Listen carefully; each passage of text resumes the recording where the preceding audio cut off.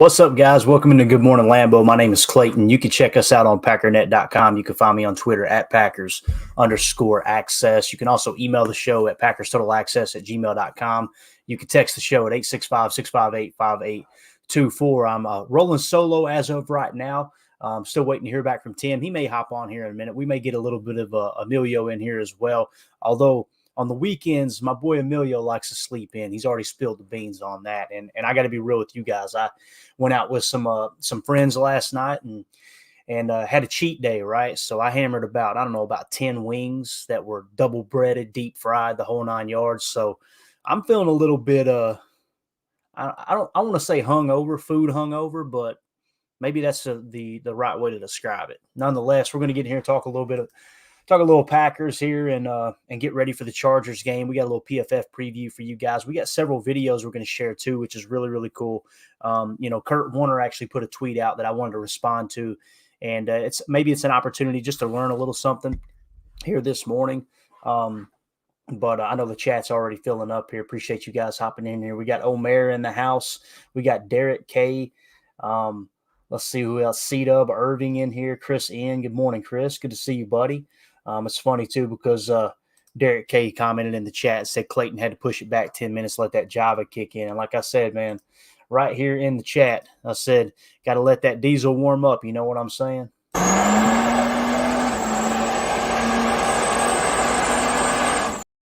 Every morning, man, get that dark coffee, put a little cream in it. You know what I'm saying? Get that espresso style coffee. How do you guys drink your coffee? Let me know in the chat there. I'm curious to see if anybody's like me, if they're a weak sister and have to put some cream and sugar in it. But I'm a big sweet Italian cream guy personally. So with that being said, Chad Inc. in the house as well. Good to see you, buddy. Good to see you.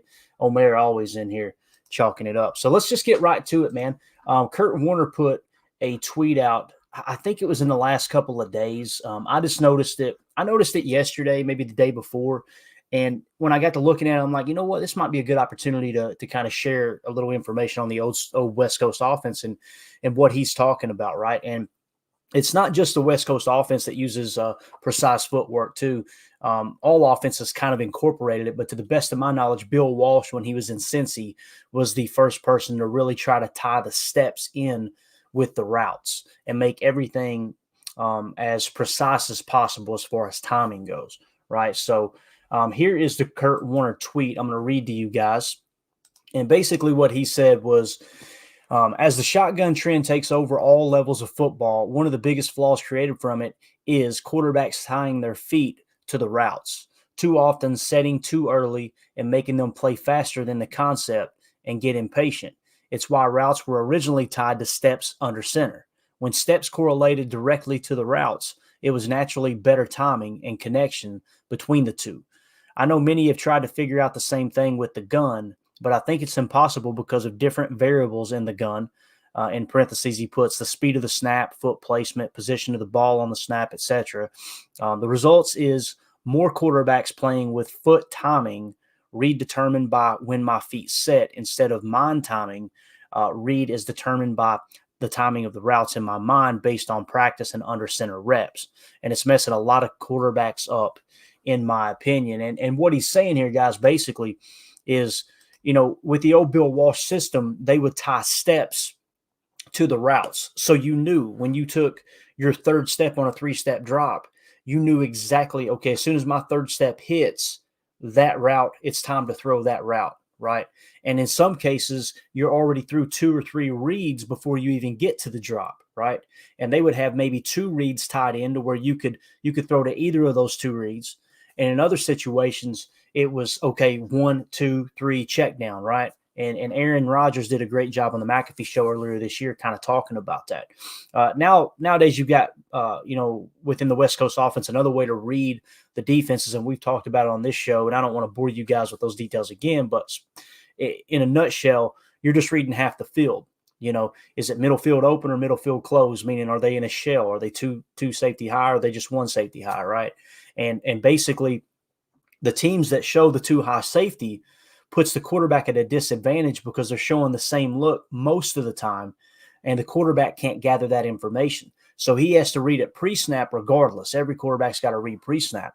So if you come out and the safeties are always on the shelf, right, and you snap the ball, now you have no information that you've gathered. As where if you've rotated the safety into the box and you're showing blitz from a certain angle, you're tipping your hand a bit. That's why sometimes you see the quarterback will do a hard count, not necessarily to get the defense to jump offline, but if they do, great. But also it's gathering information as they hit that hard count, and you see the nickel creep a bit. And you heard Peyton and Eli talking about on the Manning cast, actually looking at the DB and the linebacker's feet and seeing is all their weight on their heel, or is it on the ball of their foot or their toe? And that's telling them whether they're rushing or dropping back. And you're gathering that information. I know people used to get frustrated with Aaron Rodgers, and I've heard people get frustrated with Jordan Love saying, I thought this was going to change this year, taking the play clock all the way up to the last second. Not all the time, but a good majority of the time. The reason being, they're gathering that information. One of the reasons that Bill Belichick was so successful there in the early 2000s against the great Peyton Manning is because he would wait. They got his timing down. They watched the tape and they said, okay, at what point does he commit to the look that he's already dissected, right? As far as the play clock, the time left on the play clock, let's don't show anything until we reach that point. And when we reach that point, that's when we'll move into our actual defense. So Peyton would come to the line, right? You hear him, Omaha. He's out there. He's reading the defense. Okay, he's setting this. He's setting sets the protection, makes a couple of changes with the routes. He's good to go, right? Well, they learned it. Let's say it was 4 seconds on the play clock, right? That was the time that they come up with. I can't remember the exact time. It's been a long time since I watched that documentary, that special on that. They would come out and go, okay, don't show anything. And then at the 4-second mark, all right, get in position.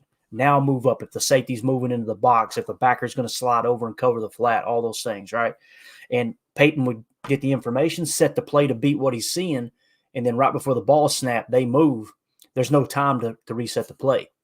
That's why you would see Peyton burn timeouts and get so freaking angry, because Bill Belichick had figured him out, right? So just a little side note, and these are the type of things we want to talk about on this channel, to kind of give people a little bit of insight into how the positions played. Now, listen, I'm no expert by no means. You can tell by my accent I'm not an expert, right? These are just things I've learned from watching football over the last 20, 30 years, right? And trying to pick the brains of other people, people. That's why the guests we have on the show, I'm trying to find people who know more about football than me. That way we can all learn something together, because to be honest with you, I don't like talking. I hate being on camera. Like, this is as awkward as it gets for me not having anyone else on the show because I cannot stand being on camera. I would much rather have other people come on and us take an opportunity to learn something together rather than be the one sharing the information. So with that being said, again, that Kurt Warner tweet, I just thought it would be cool to share that. Now I've got a video that ties into it. And as soon as I read this, I went, let me see if I can find that clip. So I've been doing some digging, a little bit of editing, and found that clip. And you can find this for free on YouTube under NFL Films' YouTube channel. It's that's one of my favorite channels. Make sure you subscribe there. And a lot of other people have shared this video as well. But this is basically the footwork aspect of the early West Coast offense there, specifically in San Francisco, and not being told by, analysts or people like me. It's being told by Hall of Famer Steve Young, Hall of Famer Joe Montana, Mike Holmgren, who was obviously one of the most successful coaches to come out of the Bill Walsh tree. But let's play the video. I love Ronnie Lott, man. That dude was, we need a Ronnie Lott on this team. I think everybody could say that. But so just kind of give you a little insight of the footwork, right? And how it was so important to the early stages of the West Coast offense, and should still be important today. And that's what Kurt Warner's saying. After watching that video, again, let's look at his tweet one more time here, okay?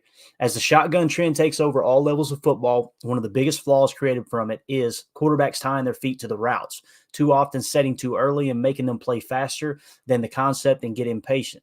It's why routes were originally tied to steps under center, okay? Another thing, too, that you got to take into consideration, look at Andy Reid in Kansas City, right? Andy Reid has evolved over the years, and it's why Andy Reid will be a first ballot Hall of Famer. Many people just tie Andy Reid to Pat Mahomes. And listen, Pat Mahomes is one of the greatest to ever do it, right? But Andy had a lot of success in Philly, didn't get over the hump with McNabb, right? But had a lot of success in Philly. He gets fired in Philly and takes the job in Kansas City. If you go way back, Andy started in the West Coast offense, right? He was under Mike Holmgren. The success they had in Green Bay together. I think he was the OC in Green Bay, if I remember correctly. If not, he was definitely the quarterback coach for a minute. He may have been the quarterback coach the entire time, but I think he made it to OC. Nonetheless, Philadelphia hired him from what he did there. So he takes the West Coast offense and builds an offense around Donovan McNabb. Well, we all know Donovan McNabb was a much better scrambler than Brett Favre, right? So he kind of shifted that offense to fit a mobile, more more dynamic quarterback in Donovan McNabb, right? So they had a lot of success there. He goes to Kansas City, and what's he do? He really shifts to the shotgun big time. Now, he played a lot of shotgun in Philly too, but just his ability to evolve, right?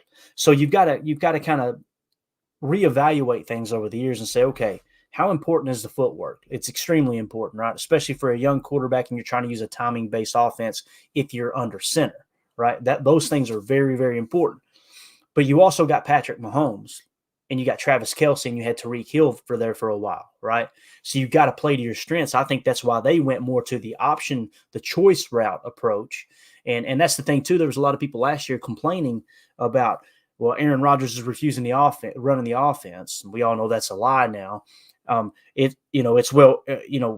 at what they're doing in Kansas City. It's because they got a quarterback who's running the offense. It's like, you have no clue what you're talking about. Kansas City is as backyard ball as it gets. There are so many choice routes. Like, I remember hearing Greg Cosell break down how Kansas City was so effective against the quarters coverage, right? And Greg Cosell was laughing. He's like, everybody's acting like they reinvented the wheel here. They didn't reinvent anything. All they're doing is stretching the field vertically, right? Spreading it out, what we talked about on here, stretching the field vertically, and then having choice routes underneath to just make sure you're maximizing the leverage you have on the underneath defender, right? So that's kind of how they approached it, and that's how they've had so much success. Now you see teams catching on to what they're doing. Guess what Andy Reid's going to do? He's going to adjust even more. And it's funny because Kansas City's still one of the top teams in the AFC. I wouldn't be surprised if they're the Super Bowl favorite. I don't know what the odds are on the Super Bowl, but he's always going to be willing to adjust. And as long as you got Pat Mahomes at quarterback, you're always going to have a shot to win too. And Kelce doesn't hurt, that's for sure. So, but that being said, I just thought we would kind of cover that. Kind of cool there. And again, when you talk about our offensive identity, the reason it really struck a chord with me and thought, okay, we'll share it on the show, is because of this right here. We talked about this yesterday. When we're talking about what is the identity of this Packers offense, this is the percentage breakdown of how they run their offense. You see it right at the top, gang. They're in shotgun 72% of the time. So when you see Jordan back there kind of hopping around, and we've talked about that little hop he does before he turns it loose, and in some cases you don't see it affect the throw at all. In other cases you're like, he's got to step into that, man. He's got to set his feet, right? When you play shotgun 72% of the time, right, and you're only under center 28% of the time, you kind of throw the footwork out the window, right? I know Matt LaFleur isn't telling him don't worry about the footwork, but, bad habits die hard, right? When you get so used to, playing in the gun, and like Kurt pointed out, just the inconsistency of a shotgun snap takes you out of rhythm, takes you out of sync, and out of the quote unquote good habit of what your footwork should be like playing the quarterback position. So I thought that was kind of neat to just talk about. All the other stuff doesn't really apply to this conversation, but the 72% shotgun definitely does. So I just wanted to kind of mention that anyway. I think it's important to keep our finger on the pulse with how that stuff works, right? Let's see here. What we got here? Nick McSwain said, wasn't he trashed for benching quarterback to play Mahomes? He was. He caught a lot of flack for that. If you guys remember, it was Alex Smith. Alex Smith the year before, if I remember correctly, and the years run together on me, man, as I get older. But if I remember correctly, Alex Smith was an MVP candidate that year, right? He was in like the final 3 or final 5 of MVP talk. And then the next year they decided to go with Mahomes. And it's really cool to hear Alex Smith talk from his perspective, because he's like, man, we seen it in practice. We seen him run the scout team. And it was like, my God, look at that sidearm throw. Look at that no-look throw and everything on the money. So he knew they're going to go to him quick, right? But yeah, he did. He caught a lot of heat for it, but you kind of got two different scenarios. Look at Green Bay's situation and look at Kansas City's situation. It was the right move. They went on and had immediate success. I think Pat Mahomes is one of the youngest quarterbacks to win the Super Bowl, right? So they got over the hump really, really quick. Pat Mahomes' first year as a starter, if I remember correctly, I could be wrong. If you guys know the stats, look them up. We'll share it here. I'm pretty sure that Pat Mahomes had a lot of success his first year as a starter. I would venture to say he wasn't, you know, tied for second with the most interceptions, right? And that's not to bash Jordan. It's just facts are the facts, right? And again, there's going to be growing pains. And Pat Mahomes, I think we would all say probably had better targets, at the time. So it's important to mention that. But let's see here. Stephen Smith going to judge me for a minute. He said, breaded wings, WTF. You need to come to Buffalo and get the real stuff, man. I would love to come to Buffalo and have some real Buffalo wings for sure, man. I got several buddies who are Bills fans up there. One lives out toward, Canastota, I think is how you say it. And they're like, man, you got to come up here to a Bills game with us. I need to make that happen. I've been talking about it for 4 or 5 years now. So I need to get up there and witness, experience the tables and all that. Of course, they can't throw me through a table, man, with my back. It'd be over in a second. Let's see what Omer said. Favre was a great scrambler. Mahomes is Favre 2.0, unorthodox, but they scrambled and used their unorthodox throws. They both ball. Yeah. The thing about Favre too is it's actually come out of his mouth. And he said people were like, yeah, you scramble a lot, this and that. And he's like, it wasn't that I thought I could scramble. I didn't know where the ball was going. Two totally different things from Mahomes to Favre, right? Although Mahomes has made comments in the recent past here about he wasn't truly reading defenses until like after he'd already won his first Super Bowl. And he's like, man, okay, I can gain a real advantage if I go out here and study and read the defense. But he's a freak, no doubt. Let's see here. Sam H in the chat said, fun fact, Watson's closest comparison in terms of his route running analytics is Martavius Bryant. Okay, that's good information to know for sure. And since you kind of talked about that, why don't we jump right into a little bit of Christian Watson and Jordan Love talk. Listen, we've talked about on here, Christian Watson's struggling, right? He's having that sophomore slump. There's no doubt about it. But some of the hate on Christian Watson is really, really unwarranted. You heard Love come out earlier last week and talk about how he's got to help Christian more. He's got to throw a better ball there and this and that. The part that's embarrassing to me, and I'm going to try not to go on a rant about this, but it's embarrassing to me when people are going on Twitter and attacking Christian Watson, attacking his family, and just, embarrassing the entire fan base, bashing Christian Watson and defending Jordan Love as if Jordan Love's been perfect. And then Jordan Love goes right behind them and defends Christian Watson. Like you think you're doing a good thing for the Packer fan base when all you're really doing is making it necessary for Jordan Love to have to come out and now defend Christian Watson. That's the part that really drives me crazy. But we got a video here, and this was from Packers.com. You can check it out for free. You can go to their Twitter page. They got it on there. It's on their YouTube channel. Make sure you guys give them a like, subscribe, all that stuff. But here is Love's message to Christian Watson when they went inside the locker room. Then there's some bonus material there as well. The best of the locker room. Fans and the media were expecting Christian Watson to pick up right where he left off last year. That has not happened. Here's Jordan Love. My message to Christian is just, keep your confidence. Don't let any of that stuff, ever let your confidence waver or anything like that. Like, I got complete trust in Christian. I know he knows this, but, the ball's going to, I trust all my receivers. The ball's going to come out regardless, So just keep that confidence. We all, when you're losing, it's a lot of people want to point fingers, things like that. So it happens, it comes with the territory. He's a professional. He knows that, and that's everybody in the locker room. But, I just told him just keep that confidence up, keep making plays, just move on to the next one. The Packer wide receivers held a little powwow of their own in the locker room after the Steeler game. Jaden Reed explains. We just got that kind of relationship where we all gravitate towards each other. We all with each other. We don't get away from each other, and we try to find our solution on what we can do better to become a better unit. And finally, here's Carrington Valentine on the challenge of facing a duo like Justin Herbert and Keenan Allen. I'll never back down from the challenge in my life, no matter what it's been, what aspect of it, and I'm not going to start now. So, no matter who I line up against or who's across from me, I feel like I'm gonna try to give him a problem, and that's just, this is who I am. I'm a fighter, so I'm gonna go out swinging, no matter what happens.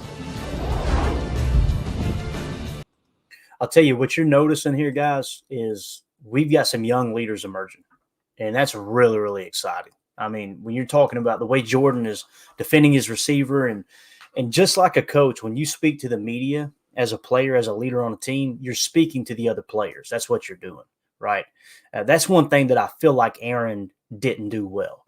I appreciated personally that Aaron Rodgers would speak his mind and you'd know exactly how he feels. I think so many times we're like, oh, they never say anything in their pressers. The coaches aren't, it's just word salad, blah, blah, blah. And then when a player speaks out and tells you how they really feel, because people disagree with the opinion, now they're mad at them that they did that, right? So I think it's important that both the coaching staff, that's what's so weird about some of Steno's comments earlier in the year, but nonetheless, it's important for the coaching staff and the team leaders to understand, right, what you're saying.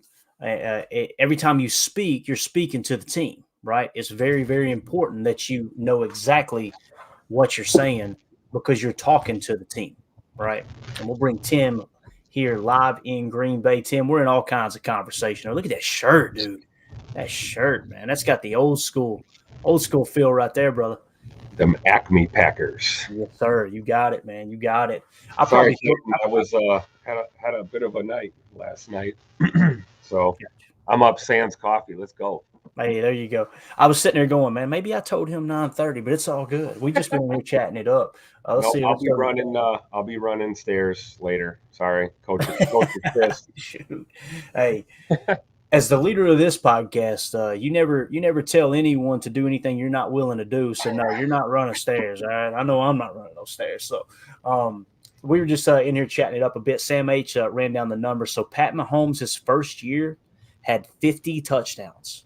That is wild. Absolutely. We were kind of comparing, because someone said in the chat, keep in mind, Andy Reid took a lot of heat for starting Pat Mahomes over Alex Smith, who was an MVP candidate at the time, But Chad Inc. says, yeah, Mahomes' first year as a starter, he threw 5,097 yards, 50 touchdowns, and 12 interceptions, a QB rating of 113.8. Insane stats. That is absolutely wild, man. And again, I'm one of those guys, I kind of root for the underdog. So when someone gets on top like that, I find myself rooting against them a bit because I want parity throughout the league. I want some of the old guys to get their rings before they retire. So when you got a young whippersnapper burst onto the scene like Mahomes, although you like everything he stands for, he's a stand-up guy for sure. But anyway, let's do this. We kind of covered Kurt Warner a little bit, his West Coast offense, and or his talk about the footwork of playing under center, not just the West Coast offense, but the NFL globally. We also covered Love's message to Watson there, showing a lot of leadership. Absolutely love what he did there. Tim, we can get into a little bit of a preview here if you'd like. We have, you know what? Let's talk defensive identity first, and then we'll get into the Packers-Chargers preview before we wrap up. That sound good to you, buddy? Perfect. All right, here we go, man. So as far as the defensive identity for the Packers defense, there's many people. One guy tweeted at me one day. This blew my mind.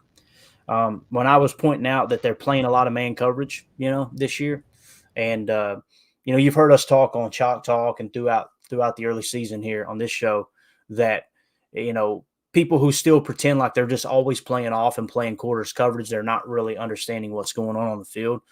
And when I tweeted about that, a guy hit me and said, they're only playing 4% man coverage. And I said, okay, can you give me a link to that? Because, man, my information must be way off. Is what I'm thinking. He never provided a link. I hit him back 3 times and was like, hey, man, you got that link. Never got it, right? So here is their defensive identity according to the 33rd team, all right? So we're in base 30% of the time. We're in nickel 64% of the time. We're in dime 5% of the time, okay? So what does that mean? And why are they in base and nickel? Some people play Madden, okay? Some people play Madden, and they've convinced themselves that no matter what the personnel is, well, we can just come out in a big front here and stop the run.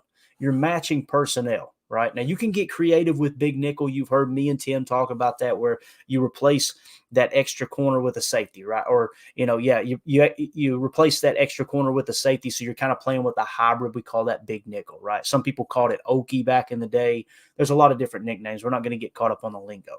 But when they come out in a 21 or 12 personnel, meaning one running back, two tight ends, or two running backs, one tight end, you're going to match it with a base 99% of the time.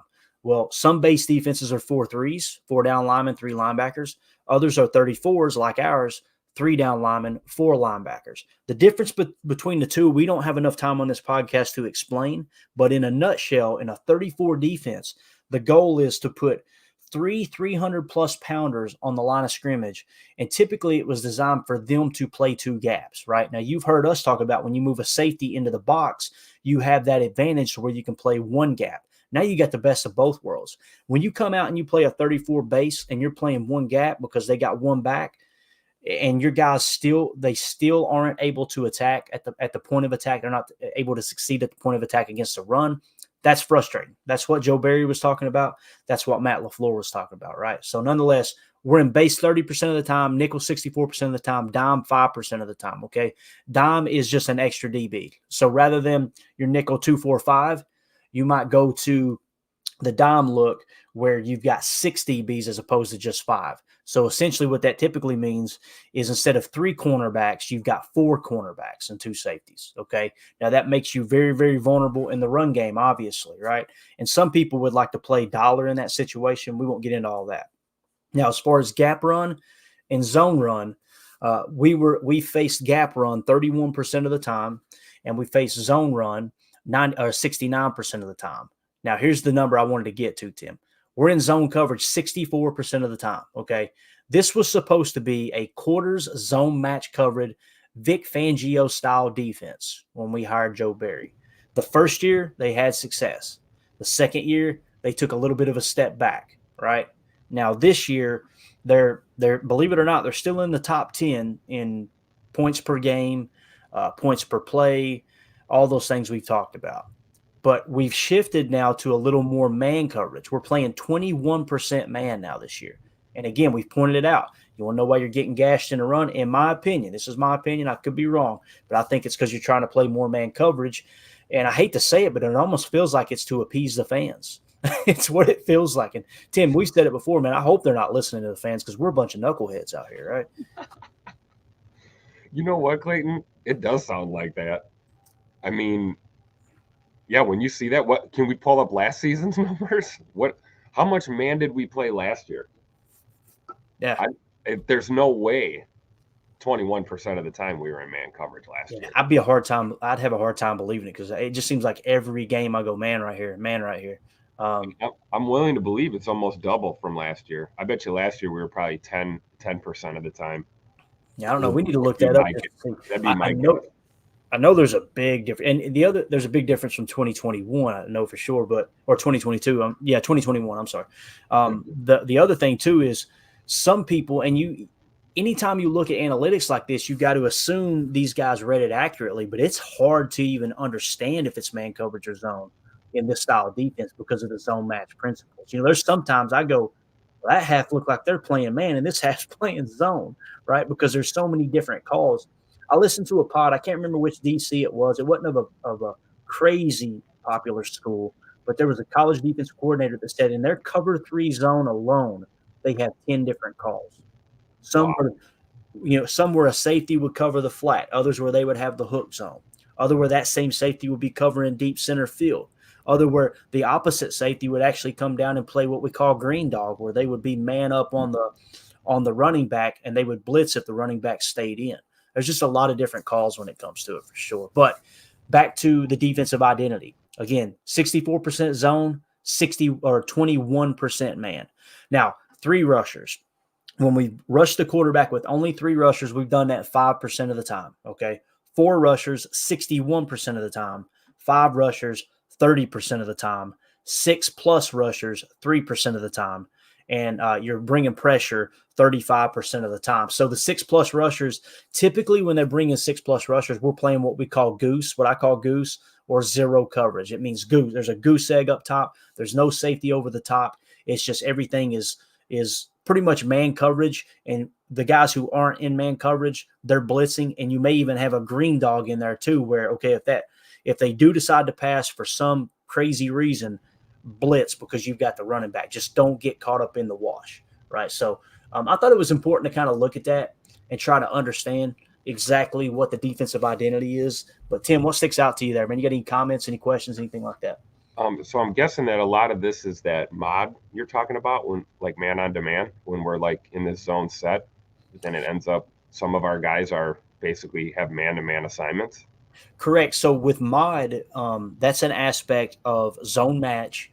And when you run mod, seemingly what it means is man on demand, meaning when they reach a certain threshold, whether it's 5 yards or 7 yards, it now becomes, in some cases, 10 yards. It now becomes man coverage. Another thing is it's, like with zone match, it's if and then. Okay. And what I mean by that is if, you're lined up on the number 2 receiver, right? If he does this, then I do that. If he doesn't do that, then I'm staying in my quarters coverage. So, the call may be for that man on demand in that specific situation would be, okay, if he doesn't break the 5-yard threshold, right, and he breaks in, right, then it's not man on demand. If he takes it 7 yards and runs a post, it becomes man on demand, meaning now it's man coverage. Now you're manned up on it. That's what we're talking about with man match, zone match principles, right? That's probably where we saw a lot of mistakes last season, where guys were, in that role and they were passing off guys to nobody because they weren't picking up their man on demand. Am I correct in kind of seeing that? Is that what we were seeing last year? A lot of miscommunication is the best way I know to explain it. And again, that's the thing that's hard too. And we try to say it on Chalk Talk, Tim, is because without us being in that meeting room, we don't know what the exact call was, right? And all you can do is, okay, read their posture, read their technique, and try to understand, okay, what do you think the call was here? Most of the time, I would venture to say 9 times out of 10, you can understand the base of whether it was zone match or man coverage, right? There's been a couple this year, you've heard me, you'll see on Chalk Talk, I'll just put a question mark. I'm not sure here. Either he had a blown assignment or this is a defense I've never seen before. So, nonetheless, thank you for the super chat there, Josh Martin. We appreciate it. I'm gonna pull that. Let me pull that back down here so they can see our ugly mugs here. Tim, by the way, man, loving the haircut, brother. Looking all cleaned up. Oh, thanks, man. Feels good, don't it? That's where I was yesterday when I got when I saw the tweet about Emmanuel Wilson's pup. That's right. So for those of you who don't know, Tim actually got to meet Emmanuel Wilson yesterday. He was out there helping look for the puppers. Did they ever find him, man? Have you heard? No, I checked Twitter. I haven't seen any updates. They do have that search area narrowed down, and there's a local group up here of some really nice ladies that are out there. They have trail cams set up. They've got a dog bed, food. They think they know the area, so I'm hoping that they'll find Emmanuel's dog, Mark. But yeah, got to meet Coach LaFleur yesterday too, and Romeo Dobbs, a couple of the guys. Saw Brian Balaga walking into the facility for his presser. Nice. So a great day to be around Lambeau. Obviously, wish there was better reasons. Hope they find this dog. Very cute dog. And Emmanuel has had the dog all of 24 hours. And so just salute to Emmanuel Wilson for all you dog people out there. Rescue a dog like Emmanuel Wilson did, if you can. There are lots of dogs that need homes. Obviously, you got to deal with the crazy flight risk sometimes, but it can be worth it. So shout out to him, man. That was an interesting experience and a great way to get to know some people yesterday in Green Bay. A lot of cool people I saw. So that's awesome. Yeah, the community's phenomenal up there, man. That's always been my experience when I fly into town is like, I don't want to go into great detail, but it's just the people of Brown County, they think very much like the large majority of the state of Tennessee, and I appreciate that. I'll just put it that way. So anyway, Josh Martin with the super chat said, any word on Gary? He was put on the injury report. Man, it kind of popped up last second, Josh, and thank you for the super chat, buddy. Let's pull up this tweet by Paul Brettel. And let me drop your chat down for just a second. I'll bring it back up again. Josh Martin, thank you for the super chat, pal. So he put Packers final injury designations for Matt LaFleur, questionable Rashawn Gary, Jair Alexander and Quay Walker, doubtful Rudy Ford. LaFleur said there was a mishap at practice with Gary, a shoulder injury. Doesn't expect it to be long term. So that's frustrating, obviously. What does that mean? What does a mishap mean? You know what's crazy is earlier in the season too. You remember when Jair hurt his back, and you remember the reason for that? No. He said that he actually spilled the beans in the locker room and said, "Yeah, I was going up." He said, "It wasn't his fault, but he was talking about Magoo. I think it was Magoo. Oh, that's right. Was playing like tied in on the scout team or something, Yep. and he went up and they collided, and he got hurt." And I've never heard of that before. A third string quarterback playing tight end and your star cornerback getting hurt in practice. I don't mean to laugh. It's not funny anybody gets hurt, but it's just like, what else could go wrong this year? And now this right here, you got another mishap at practice, a shoulder injury. It's just like they're not hardly allowed to do anything at practice anymore, right? We've talked about that and how the CBA is really kind of nailed down that, right? So it's kind of odd that this continues to happen. But Josh Martin, hopefully that answers your question, man. And if you hadn't asked that, I might not have even pulled that injury report up and kind of dug into it a little deeper. But that seems very odd that Rashawn Gary has that injury. I guess we'll just say at least it's not the knee. Yes. At least there wasn't an issue with the knee. So Yeah, and Rashawn's a tough dude. So hopefully he's ready to go. We're gonna need him on tomorrow for sure. Definitely, man. It's just, I'm at a point in the season now, Tim. I don't want to see anybody get hurt. You guys know that. I shouldn't have to say it, but the second I don't say it, someone will go, "Oh, you wish for people." I'm not. But when you have an injury, the one positive, especially in a down year where you're trying to evaluate, is that means other people are going to get an opportunity. You're going to get a little bit better look at Van Ness, maybe. You're going to get a little bit better look at Enigbare, which I think we would all agree Van Ness has now passed Enigbare on the edge list. At least it seems that way to me. If you guys disagree, let me know in the chat. But so maybe we'll see more Van Ness tomorrow. Maybe we'll see Van Ness get that 60 to, I don't know what percentage might come to mind, but just get a larger workload and it might creep up there in that 65%. 65%. That's what we range, as far as snaps. So I hope Gary's out there. I'm with you. We definitely need him, but at the same time, if the shoulder's hurt, sit him down and let's let the young guys play, right? Like what we talked about. So get a dose of Kingsley Enigbare. We'll take it. Yeah, absolutely. And this is what's crazy too. Omer talked about Enigbare was balling in camp and overachieved last year, but he's vanished since. It's kind of odd because even in the preseason, he was like bang. And then I think in the regular season, there was one game, it was a minute amount of snaps, but I think he graded out elite according to PFF. But the other games in between, man, it's been rough, It's a tough league to play in. But Van Ness, I really want him to cut his teeth, man. If Gary can't be out there, get Van Ness out there and just let him get beat up a little bit. Let him understand because what he's trying to do, guys, is put some pass rush moves together. Essentially, you've got this big ball of clay, right? This dude is strong. He's fast. He's got a great attitude. He's a hard worker, all the things you look for, right? The problem is you've got to have moves and counter moves as a pass rusher in the NFL, right? His move right now is run through somebody's face, okay? And that's a good one to have in the back pocket. But you want him to do that speed dip and rip, right? You want him to do the swat and swim. You want him to be able to use the straight arm like Enigbare kind of added to his repertoire. So I would really like to see him get an opportunity to kind of come out. And how cool would that be if somehow, some way you beat the Chargers, Gary isn't on the field, and Van Ness just show up and have 2 or 3 sacks? That would be, oh my God, I would lose my mind, Tim. I think you hit the nail on the head for sure. Like the bull rush is cool and everything, but this is the NFL. That's not going to work every play. You're not pushing around, collegiate offensive tackles. So I think you're right. How does he develop that part of his game without getting real NFL reps? I mean, you can try it with the tackling dummies. You can try it at practice with your team, where you're, like we just saw here, you're trying not to hurt your teammates in practice. not to say that you're trying to hurt the guy on the field, but we know this game. So I think seeing LVN out there would be really cool. I mentioned Enigbari because I feel like, I don't know if he's necessarily vanished. I just feel like he hasn't had that consistency. I mean, he's been getting snaps. So I would think if Rashawn's out, we're probably going to get a pretty heavier dose of both of those guys for sure. But yeah, you're right, man. LVN's got to see the field more. And we got to, we're evaluating him just like anyone else on this roster too. Now, obviously he's not going anywhere for a while. He's going to be a, work in progress, but against a team like the Chargers, that would be a great game to throw him out there into the fire against that offense. Yeah, definitely.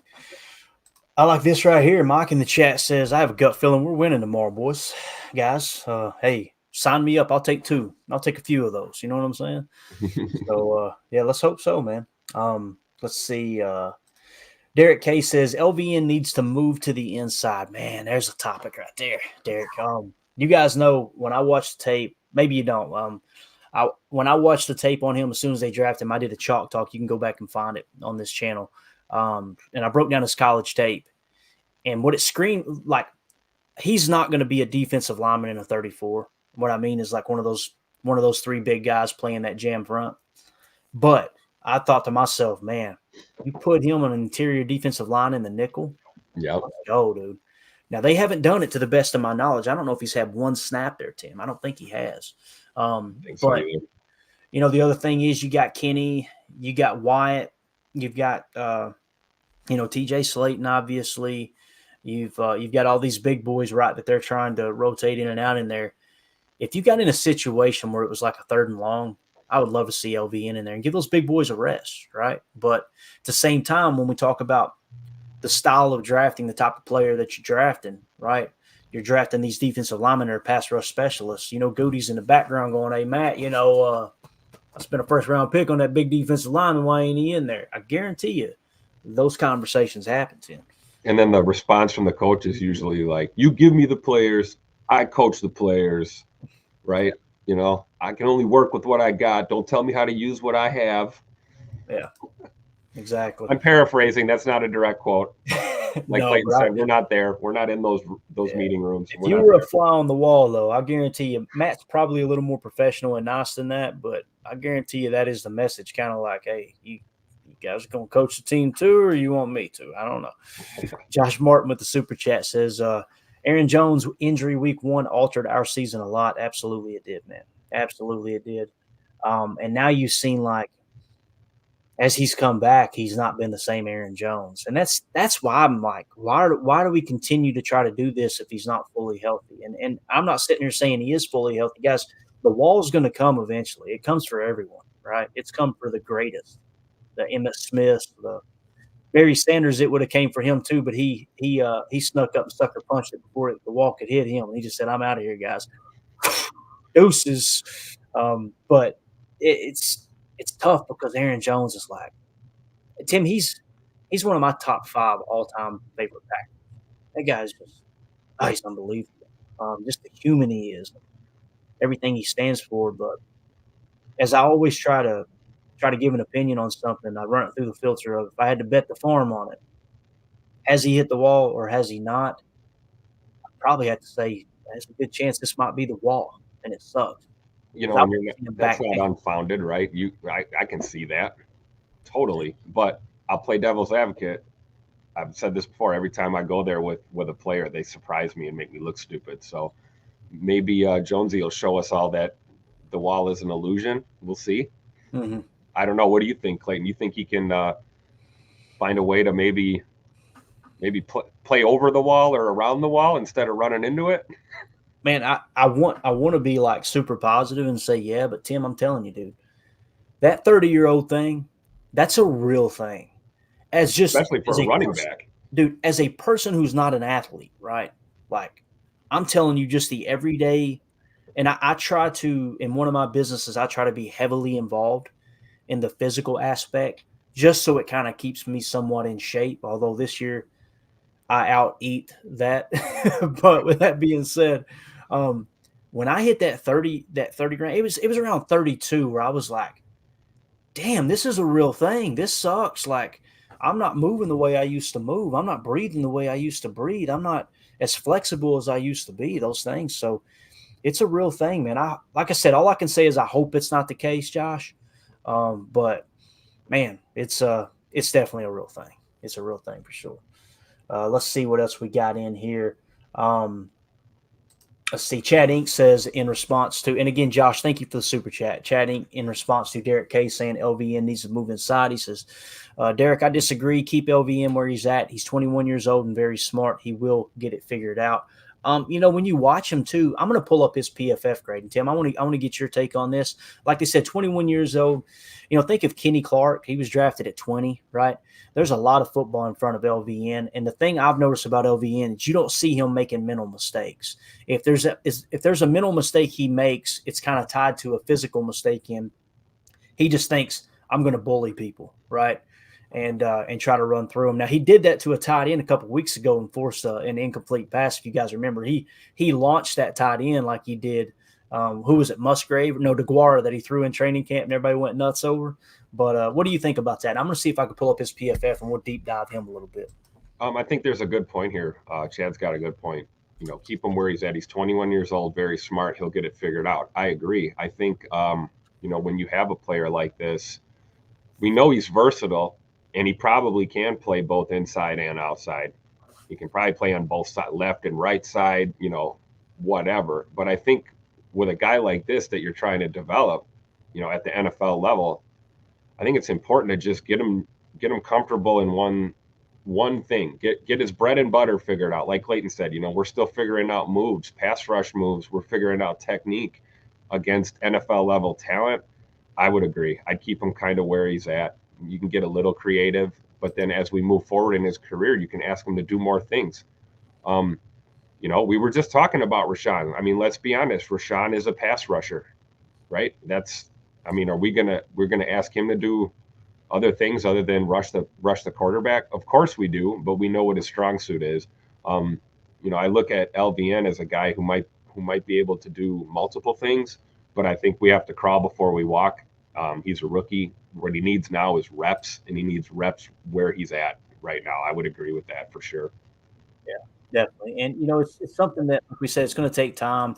It's whether you agree with it or not, we all do understand that that this is how Brian Gutekunst drafts. It's these high ceiling guys, right? It's these guys that you think, okay, they've got a ton of potential, and we're going to lean on that as opposed to let's take the guys that seem like they're a little more game ready right now, but may not have as high of a ceiling. But I've got his PFF pulled up. I was trying to pull up the SIS data too, but let's talk PFF for a second. So his overall grade this year is a 62.8. You guys know I've always talked in the past about the rookie year. If they grade out in the 60s, to me, that's a good rookie year. You got your great players that grade out phenomenal, like Jalen Carter. You guys know I've talked. You guys are probably tired of hearing about that. That's one of those players that once he falls out of the number 5 spot, you got to try to be aggressive and go get him. He is grading out as one of the best defensive linemen in the game. Last I seen, he's in the 90s. So that's those are very few and far between. But typically, a player that grades out in the 60s their rookie year, much like Jair Alexander, it shows you, okay, there's the floor. That's a player that's probably gonna excel, right, and have a good NFL career. Well, he's at a 62.8, but the exciting thing about his defensive grade being a 62.8 is his run defense grade is a 60.6 and his pass rush is a 60.1. So everything we've seen on tape, the big thing that I've seen as far as positives for LVM, he set the edge well in college. He had the athleticism to not only set the edge, but then break off inside and make the tackle. He's a guy who blew up the running game. Just a solid run defender, and you need that. Will we all agree, Tim? We need more of that right now. Yeah, absolutely. And you can do that within this concept in this scheme overall, right? You can put some run defenders out there and maybe ask them to play in this system. We had guys that were here to be quote tacklers and run stoppers, and I'm not seeing it. I think. Well, that's the other thing too. If you're trying to defend the run with safeties coming up in the box and that kind of thing, that's one way to approach it. But I don't know. I think you can achieve some sort of balance with your run defense. And again, like we said, we're not trying to be, run stoppers. This type of defense probably will never be a bona fide run stopping defense. But you can be better against the run. You can limit the run and not get lit up by the run, not give up 205 yards on the ground in the run game, those type of things. I forgot who said that. Somebody, it might have been Paul. I'm not sure, but someone mentioned, maybe it was Mike Wall. It said, like, man, if maybe half of that, if we gave up 100, a buck on the ground, maybe 100 yards on the ground, you can still win games. But if you're making these other teams look like they have Barry Sanders and they're putting up 200 plus yards on the ground, and it doesn't matter what you do against the pass game. Eventually, you're going to get those shot plays and they're going to get scores. I mean, we saw that against Pittsburgh, literally. They ran and ran and ran, and then all of a sudden we're getting beat by Kenny Pickett, So I don't know. Yeah.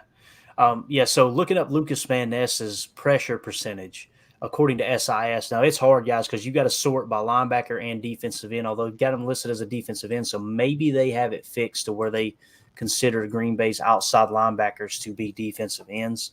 If that's the case, I'm going to try it again here. I wanted to look at his pressure percentage and see exactly where he fell amongst defensive ends there. And he's sitting right now at 9.5%. That ties him for 64th highest pressure percentage amongst defensive ends. And again, they got him listed as a defensive end, so I'm assuming they took the on-ball linebackers out and put them as defensive ends. That's what it kind of looks like here.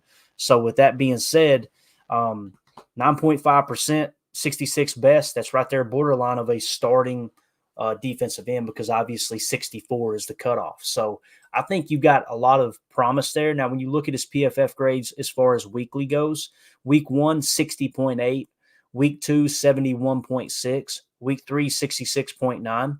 Week 4, 46.1. So that drops your overall grade down tremendously there against Detroit. And he actually had 37 snaps in that game. So you see a larger workload there in Detroit. The grade dipped. Against Vegas, 68.5. Against Denver, 59.6. Against Minnesota in week 8, 70.2. 68.8 against LA. And then last week, he only got 19 snaps and he dipped to 48.0 against Pittsburgh. So you're seeing the floor. Only 2 games in the 40s, right? None in the 50s. The honest floor evaluation is right around that PFF grade of 60. And so far, the ceiling has been about 71.6 according to PFF. And again, with a 9.5% pressure rate. So I think he's doing what you want a young rookie to do, right? Obviously we want him to be great, but you're kind of seeing that floor established. And again, the fact that he's decent in the run defense as well gives me a lot of hope for him to be a balanced defender. But what do you think about that right there, Tim? Any other comments you want to add? Sorry, I was on mute. I think LVN is, the thing I like the most about watching him in the reps that he does get is that the game doesn't look too fast for him. It really doesn't. I mean, for a rookie, you see guys getting roasted usually, or getting bowled over, or they're misreading. They don't know what's going on. They look confused half the time. That's not LVN. LVN, like we talked about his football IQ and his intelligence. He is a smart player, and not making typical rookie mistakes. So that's a plus for me. That's one thing that stood out to me right away, is a guy that looks like he's ready for this level. Now the technique's going to come around, right? We talked about hands and the moves. That'll come around. But at least he doesn't look lost. He doesn't look panicked. You see rookies that get into the fire and they're like, holy crap, look how fast and strong these guys are compared to the dudes that are starting hedge funds or whatever they're doing now that I went to college with, that aren't playing football anymore. So, LVN's not that dude. Yet again, another one of these guys we can talk about, as a rookie that isn't playing like a typical rookie, I would say. So, promising future for the Luke Ness monster. Definitely. Nick McSwain in the chat said, "What's Van Ness's snap count? Is it going up?" All right, let's look at that. So his total snap count on the year is 209. So if we went back through the weekly, okay, starting week 1 to week 10, just to kind of give you an idea. Week 1, 35 snaps. Week 2, 18 snaps. 3, 13 snaps. Week 4, 37 snaps. Week 5, 26 snaps. Week 7, 16 snaps. Week 8, 26 snaps. Week 9, 20 snaps. Week 10, 19 snaps. So he peaked around week 4. And then, of course, we know Gary was healthy by then. So you see the numbers drop a bit. So I'm saying if Gary misses this game, I think there's a good chance that you have him maybe peak back in the 30s, 35 range, somewhere around there. The other thing, too, when you look at the Chargers, and we'll get ready to wrap this big bear up, the Chargers pressure that they've allowed, okay, on their quarterback this year, 36% of the time their quarterback's being pressured. That's 20th in the league, okay? That's 20th best, I should say. So right there in the bottom half of the league as far as the pressure that's being applied to Justin Herbert, right? So there's a good chance that this front 4, front 5, however many you're bringing, you guys know we talked about the defensive identity and how many times, the majority of the time we're bringing 4. Second, we're bringing 5, right? There's a chance we get some pressure on Herbert, and that's what it's going to take to win this ball game for sure, because Keenan Allen's a monster. And I know he's not fully healthy, but it sounds like he's probably going to go last I heard. So might get an opportunity, though, man, to get some pressure on him, Tim. They got that Austin Eckler fella too, correct? That guy's kind of a problem. He's still there? That's wild. I believe so. Yeah. It's so hard for me to keep up with the entire NFL. I used to be able to say that and be like, okay, this player's here, this player's there. But since I started doing the pod and I've got to deep dive the Packers a lot more, now it's like it's everything. I'm going to laugh if I'm wrong and he's not there anymore. Can someone confirm that? Yeah, let's look at somebody in the chat confirm that for us. Maybe I am wrong. I don't know. I know he was supposed to be a free agent, but he might have re-signed with them. Yeah, did he end up with LA? That's funny. The posse will get on it. We'll find it. Yep, there it is. Derek's got it. Derek K. I love this chat, dude. It's like you ever watch a Rogan podcast? He's got Jamie in the back, right? Like yeah. Our chat is Jamie. So bring that up, Jamie. Yeah, exactly. And our chat might be faster. Yeah, no doubt. Let's see here. Creed in the chat says LVN and Gary both 6'5", 270, very similar body types and athletically. In a few seasons, we could certainly have the best pass rush duo. I think that was Goody's goal, right? Was to look up and say, okay, when Preston Smith's career starts to wind down, just like they did with Gary when they had Preston and Zadarius, they kind of brung Gary on slow and bang, you got a superstar, right? Now you've got LVN learning behind them, and then you could plug him in. Imagine those two rushing, much like the LA Chargers have, Tim. I wonder how many times I've said San Diego on this show. I bet I've said it a bunch and didn't even notice it. My bad. LA Chargers. Look at that pass rush they have there between Bosa and Mack, right? That's kind of the goal. But again, the thing that gives me a lot of hope in LVM for the future is you could tell he's going to round out that run defense. To me, I think he's going to be a better run defender than Rashawn Gary is. Which will create balance, a little bit of balance in this defense, which is kind of what we need, right? Yeah, absolutely, man. Absolutely. All right, guys, we are going to, I agree with that. Creed says LVN gives me Aaron Campman vibes. Yeah, Aaron Campman played defensive end in the 4-3. They tried to convert him to 34 outside linebacker. The knee gave out, and obviously we never seen it come to fruition. But you're exactly right. Aaron Campman, I see that. And it's not because they're a couple white country corn-fed cats. You know what I mean? Like, I know immediately when people read that, Creed, they're going to go, oh, why? Because he's what? No, because they both play the run as good as they play the pass. That's how Aaron Campman was. Everybody calm down. Put your racial swords down for just a second, please, God. It's a color, okay? Yeah. And all we see when we bleed red, I promise you. Right. And we're evaluating football players, right? Yeah. That's what it is. You're a football player. You got a helmet and pads on, man. That's what we're looking at. Yeah. It's funny. Creed's going, I didn't say that. I know you didn't, man. I know you didn't.